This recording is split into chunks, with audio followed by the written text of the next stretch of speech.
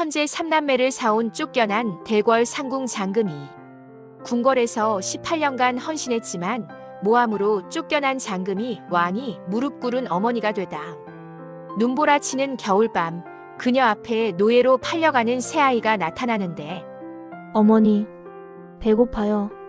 전 재산 백냥. 이것으로 내일을 살 것인가, 아이들을 살릴 것인가.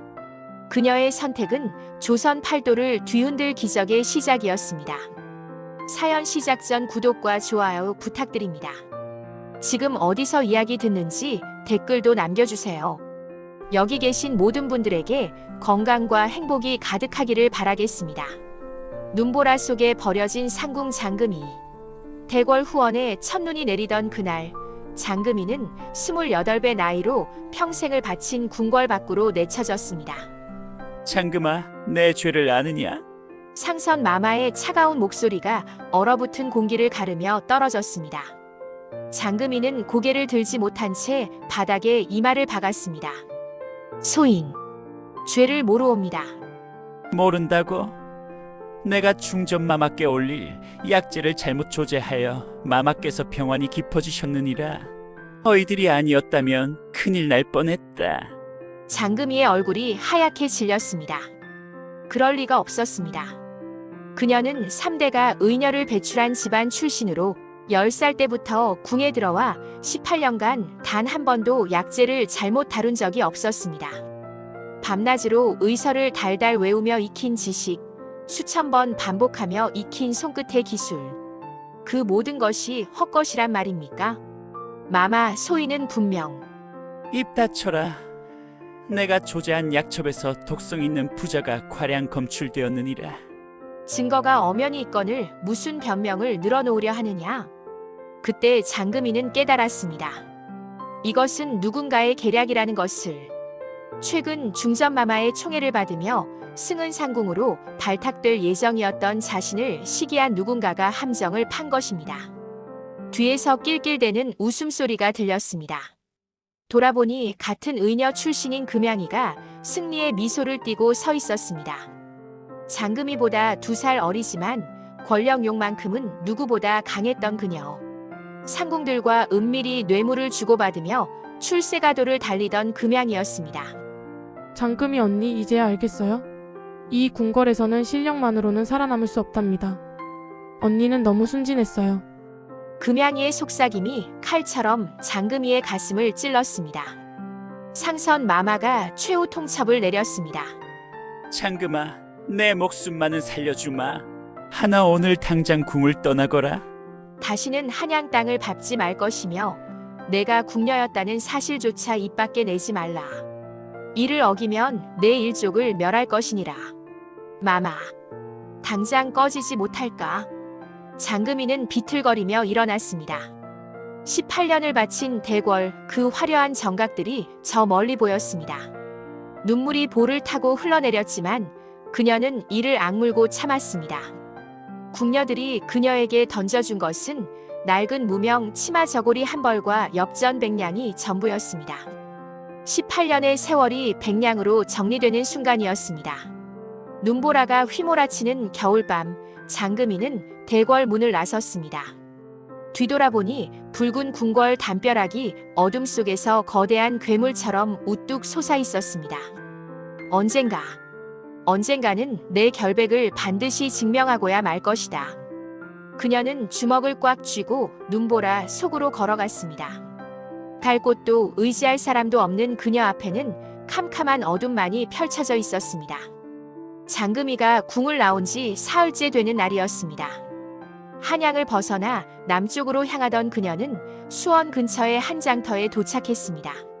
사흘간 제대로 먹지도 자지도 못한 채 걸어온 탓에 온몸이 천근만근 무거웠습니다. 하지만 멈출 수는 없었습니다. 한양에서 멀리 떨어져야 살 수 있었으니까요. 장터는 장날을 맞아 북적였습니다. 곡물을 파는 상인, 옷감을 펼쳐놓은 보부상, 엿장수의 구성진 목소리. 장금이는 그 활기찬 풍경이 낯설기만 했습니다. 18년간 궁궐 안에서만 살았던 그녀에게 이 시끄러운 세상은 너무나 생경했습니다. 따끈따끈한 군밤이요. 군밤 사가세요. 장금이의 배에서 요란한 소리가 났습니다. 그제야 사흘간 아무것도 먹지 못했다는 사실을 깨달았습니다. 그녀는 품속의 엽전을 만지작거렸습니다. 백냥. 이게 그녀가 가진 전부였습니다. 군밤 한 봉지를 사서 입에 넣으려는 순간이었습니다. 야, 이놈들아, 가만히 안 있어.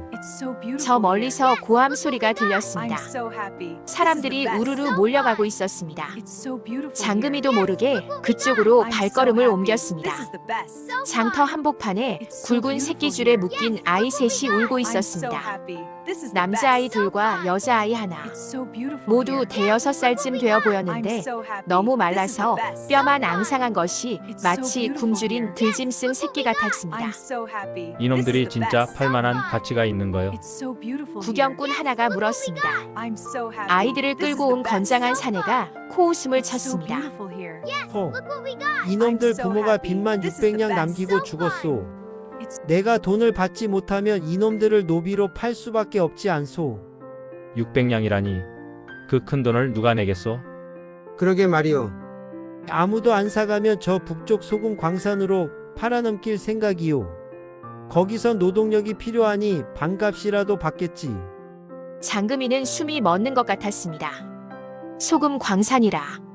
그곳은 살아 돌아오는 사람이 없는 지옥이었습니다.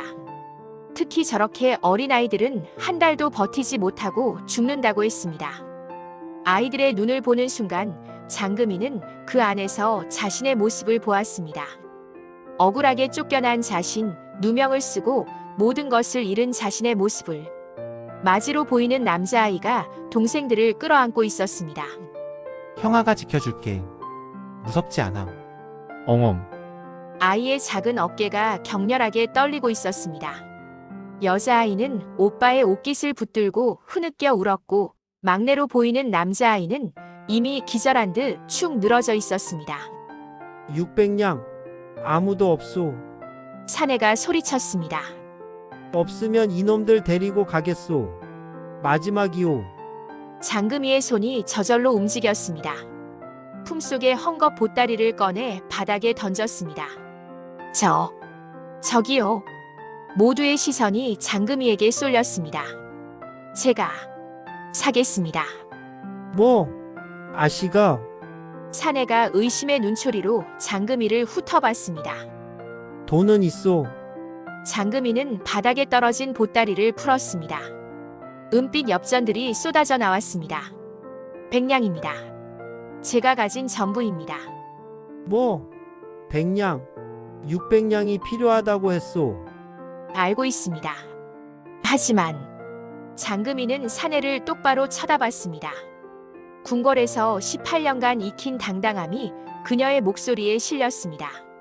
저 아이들을 지금 당장 광산에 팔아봤자 받을 수 있는 돈은 기껏해야 300냥입니다. 저렇게 굶주리고 병든 아이들을 누가 비싸게 사겠습니까? 그것도 셋이나 한꺼번에.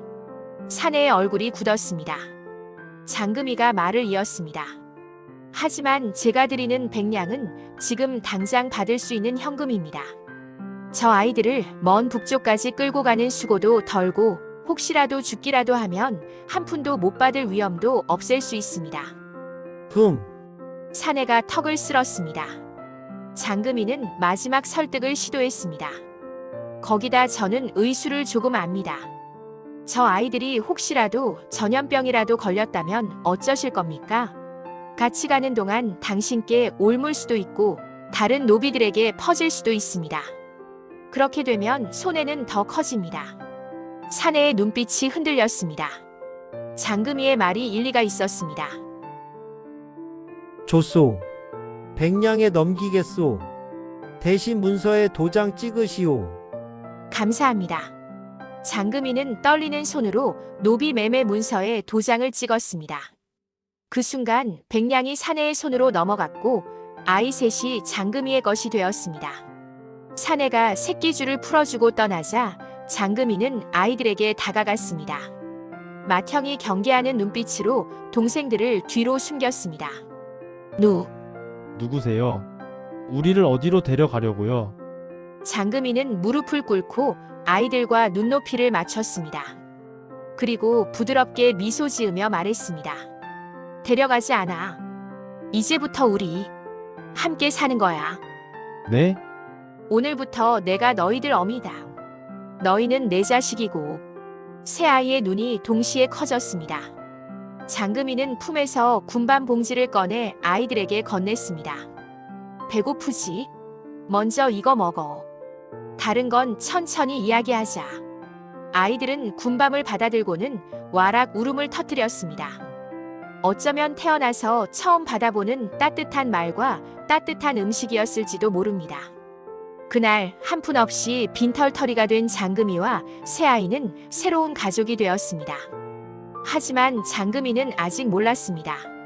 자신이 백냥 주고 데려온 이 아이들이 조선 팔도를 뒤흔들 천재들이라는 사실을, 그리고 이들이 자신의 운명을 완전히 바꿔놓을 것이라는 사실을. 장터를 벗어난 장금이는 아이들의 손을 잡고 걸었습니다. 갈 곳은 정해지지 않았지만 일단 사람들 눈에 띄지 않는 곳으로 가야 했습니다. 해질녘 그들은 마을 외곽에 버려진 움막 하나를 발견했습니다. 지붕은 군데군데 뚫려 있었고 벽은 허물어져 있었지만 비바람은 막아줄 수 있었습니다. 여기서 오늘 밤을 보내자.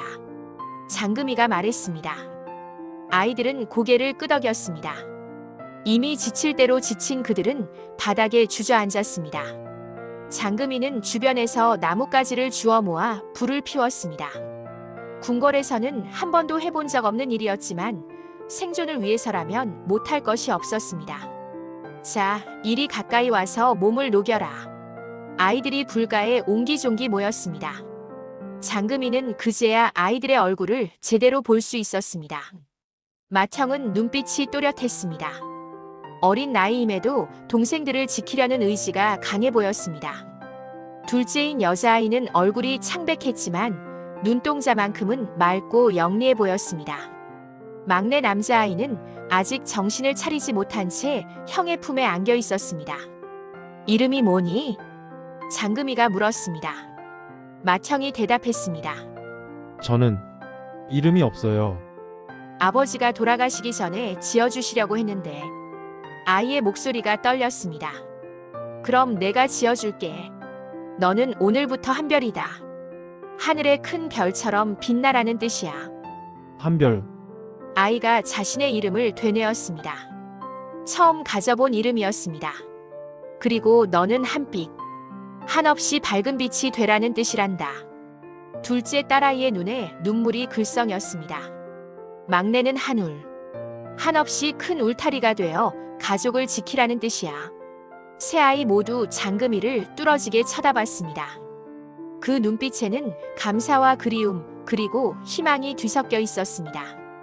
어머니, 한별이가 처음으로 그렇게 불렀습니다. 장금이의 눈에서 눈물이 흘러내렸습니다. 평생 아이를 낳을 수 없을 거라 생각했던 그녀에게 이 순간은 기적과도 같았습니다. 그래, 어미다. 너희 어미. 네 사람은 그렇게 껴안고 한참을 울었습니다. 한 달이 흘렀습니다. 장금이는 품팔이를 하며 근근히 살아갔습니다. 궁궐에서 익힌 의술로 마을 사람들의 간단한 병을 고쳐주며 약간의 돈을 벌었습니다. 아이들은 놀라울 정도로 빠르게 건강을 되찾았습니다. 그리고 그날이 왔습니다. 장금이가 일을 마치고 움막으로 돌아왔을 때 한별이가 흙바닥에 나뭇가지로 무언가를 그리고 있었습니다. 한별아, 뭐하니? 어머니 이거 봐요. 한별이가 가리킨 곳을 보고 장금이는 숨이 멎었습니다. 그곳에는 복잡한 한자들이 빼곡히 적혀 있었습니다. 그것도 아주 정확한 필체로. 이건 어디서 배운 거니? 저기 서당 앞을 지나가다가 훈장님이 가르치시는 걸 들었어요. 한 번만 들었는데 다 외워졌어요. 한 번. 장금이는 믿을 수 없었습니다. 저 글자들은 사서삼경의 한 구절이었습니다. 그것도 아주 어려운 부분을. 한별아, 그럼 이 글의 뜻도 아니? 네. 하늘이 장차 큰 임무를 그 사람에게 내리려 할 때는 반드시 먼저 그 마음을 괴롭히고 이런 뜻이에요. 장금이는 그 자리에 주저앉고 말았습니다. 이건 천재였습니다. 보통 아이들은 수년간 배워도 익히기 힘든 것을 한 번 듣고 완벽하게 이해하다니. 그때 한빛이가 다가왔습니다. 어머니, 저도 봐주세요. 한빛이가 내민 것은 마을 약방에서 주워온 약재 덤이었습니다. 어머니가 어제 고민하시던 처방전이요. 제가 답을 찾았어요. 뭐라고? 장금이는 전날 밤 열병을 앓는 아이의 처방을 고민하다가 잠들었습니다. 복잡한 증상 때문에 어떤 약재를 써야 할지 판단이 서지 않았던 것입니다. 환기 2돈, 당기 1돈 반, 백작약 1돈. 이렇게 조합하면 열을 내리면서도 기운을 돋울 수 있어요. 한빛이의 설명은 완벽했습니다. 장금이가 10년 넘게 공부해서 익힌 의술을 이 어린아이가 하루 만에 깨우쳤습니다. 한빛아, 너 이걸 어떻게 해? 어머니가 밤에 혼잣말 하시는 걸 들었어요. 그래서 생각해봤어요. 약재들의 성질을 조합하면. 장금이는 온몸에 전율이 흐르는 것을 느꼈습니다. 그때 막내 한우리가 웃으며 다가왔습니다. 어머니, 저는요. 한우리는 뭘 했니? 저는 돈 세는 법을 배웠어요. 한우리가 바닥에 늘어놓은 것은 나뭇잎들이었습니다. 하나하나에 숫자가 적혀 있었습니다. 어머니가 장에서 물건 살 때요. 상인 아저씨가 거스름 돈을 잘못 줬어요. 제가 계산해봤더니 20냥이 모자라요. 뭐? 장금이는 깜짝 놀랐습니다. 한우리의 말이 맞았습니다. 그녀는 계산에 약해서 늘 손해를 보곤 했는데 6살밖에 안 된 한우리가 그걸 단번에 알아챈 것입니다. 한우라, 너 머릿속으로 계산한 거니?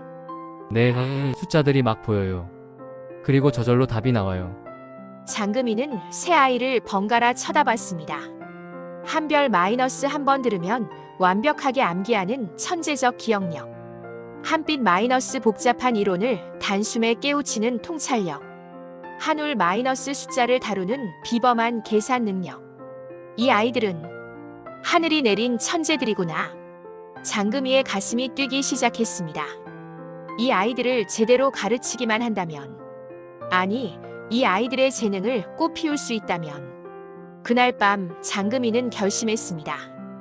이 아이들을 훌륭하게 키워내리라. 그리고 언젠가 내가 받은 억울함을 풀고 이 아이들과 함께 세상에 당당히 설 수 있는 날을 만들리라. 그날 밤 장금이는 아이들을 모아놓고 말했습니다. 얘들아, 어미가 너희에게 해줄 이야기가 있다. 새 아이가 장금이 주위로 모였습니다. 촛불이 흔들리며 움막 안을 밝혔습니다. 어미는 원래 궁궐에서 일하던 상궁이었단다. 궁궐이요? 한별이가 눈을 반짝였습니다. 그래. 임금님과 왕비님이 계시는 그 궁궐. 어미는 그곳에서 의녀로 일했지. 장금이는 자신의 이야기를 들려주었습니다. 18년간 대궐에서 일하며 익힌 의술, 그리고 억울한 누명을 쓰고 쫓겨난 이야기를.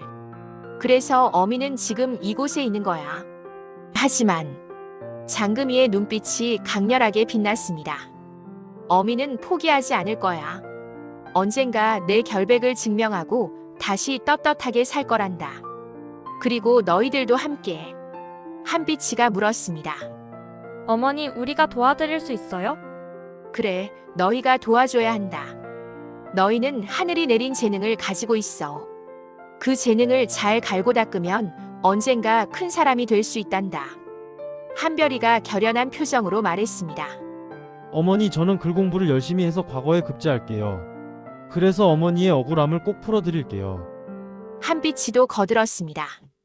저는 어머니보다 더 뛰어난 의녀가 될 거예요. 그래서 어머니가 당하신 누명이 거짓이었다는 걸 증명할 거예요. 한우리가 씩씩하게 말했습니다. 저는 큰 부자가 될 거예요. 그래서 어머니를 편하게 해드릴 거예요. 장금이의 눈에서 눈물이 주르륵 흘러내렸습니다. 고맙다 얘들아. 정말 고맙다. 그날 밤 네 사람은 손을 맞잡고 약속했습니다. 한별은 과거 급제를, 한빛은 명의가 되기를, 한울은 큰 부자가 되기를, 그리고 장금이는 이 아이들을 끝까지 지켜내기를. 움막의 작은 불빛 아래서 맺어진 이 약속이 훗날 조선 팔도를 뒤흔들 기적의 시작이 될 줄은 아무도 몰랐습니다. 석 달 후 마을에 소문이 퍼지기 시작했습니다. 저 움막에 사는 과부의 자식들이 신동이래. 그 거짓골 하던 아이들이. 맞아. 특히 마지가 어찌나 똑똑한지 서당 훈장님도 혀를 내두르신다더군. 소문의 시작은 이러했습니다. 한별이는 매일 서당 밖 담장에 앉아 수업을 훔쳐들었습니다. 집에 돌아와서는 흙바닥에 그날 배운 내용을 모두 적어냈습니다. 단 한 글자도 빠뜨리지 않고. 어느 날 서당 훈장 김진사가 우연히 이 광경을 목격했습니다. 이놈아, 네가 무얼 하고 있느냐? 한별이는 벌떡 일어나 공손히 절했습니다. 죄송합니다, 훈장님. 소인은 배움이 목말라서. 뭐? 배움이 목말라? 김진사는 코웃음을 쳤습니다. 거짓골을 한 아이가 무슨 배움이냐는 표정이었습니다. 좋다. 그럼 내가 시험해보마. 오늘 내가 가르친 논어 구절을 외워보거라. 예. 한별이는 막힘없이 줄줄 외웠습니다. 그것도 완벽한 음률과 억양으로. 김진사의 얼굴이 굳어졌습니다. 그럼 뜻은 아느냐? 물론입니다. 한별이는 구절의 뜻을 풀이하고 거기에 자신의 해석까지 덧붙였습니다. 그 해석은 김진사조차 생각하지 못한 깊이 있는 것이었습니다. 이게 어찌 된 일이냐? 김진사는 경악했습니다. 자신이 30년간 가르친 제자 중에서도 이만한 아이는 본 적이 없었습니다. 내 이름이 뭐냐? 한별이옵니다. 부모는 누구냐? 어머니 장금이와 살고 있습니다. 김진사는 곧바로 장금이를 찾아갔습니다. 부인, 당신의 아들이 범상치 않소. 내가 보증하건대 제대로만 가르치면 장원급제도 꿈이 아니오. 장금이는 고개를 숙였습니다. 감사합니다, 나리. 하지만 저희는 서당 등록금조차 낼 형편이. 돈은 필요 없소. 내가 무료로 가르치겠소. 아니, 오히려 이 늙은이가 저런 천재를 가르칠 수 있다는 게 영광이오. 그날부터 한별이는 정식으로 서당에 다니기 시작했습니다. 그런데 문제는 그 다음이었습니다. 한빛이는 어머니를 따라다니며 의수를 익혔습니다. 어느 날 마을 부잣집 아이가 급병에 걸렸습니다. 고열에 시달리며 의식을 잃은 아이를 보고 마을 의원은 고개를 저었습니다. 안 되겠습니다. 이건 제 능력 밖입니다. 한양에서 의원을 모셔와야. 한양까지는 사흘이 걸리는데 그때까지 우리 아이가 버틸 수 있겠소? 부잣집 주인이 오열했습니다. 그때 장금이가 나섰습니다. 제가 한번 보겠습니다. 당신이 뭔데? 저는 궁궐에서 일하던 의녀였습니다. 주인은 반신반의하며 장금이를 아이에게 데려갔습니다. 장금이는 아이의 맥을 짚고 눈동자를 보고 혀를 확인했습니다. 하지만 증상이 복잡해서 쉽게 판단이 서지 않았습니다. 바로 그때 옆에서 지켜보던 한빛이가 조용히 말했습니다. 어머니, 저 건 풍한이에요. 뭐? 찬바람에 오래 노출되어 생긴 병이에요. 하지만 일반 감기가 아니라 속으로 깊이 들어간 한사예요. 표면의 열은 허열이고요. 장금이는 화들짝 놀랐습니다. 한빛이의 진단이 정확했습니다. 그럼 처방은? 계지탕에 부자를 더하고 마황을 빼야 해요. 그래야 속에 찬 기를 몰아내면서도 허한 기운을 보할 수 있어요. 장금이는 한빛이가 말한 대로 처방을 했습니다. 놀랍게도 다음 날 아이가 깨어났습니다. 살았다. 우리 아이가 살았어. 부잣집 주인이 감격하며 장금이에게 사례금을 건넸습니다. 하지만 진짜 놀라운 것은 그 다음이었습니다. 마을 의원이 한빛이를 빤히 쳐다보며 물었습니다. 아가씨 나이가 몇이요? 7살입니다. 7살에 어떻게 그런 깊은 진단을? 의원은 믿을 수 없다는 표정이었습니다. 그 복잡한 증상을 단번에 꿰뚫어 보다니 소문은 순식간에 퍼졌습니다. 저 움막집 둘째 딸이 신이래. 1부는 여기서 마치고 2부에서 뵙겠습니다. 감사합니다.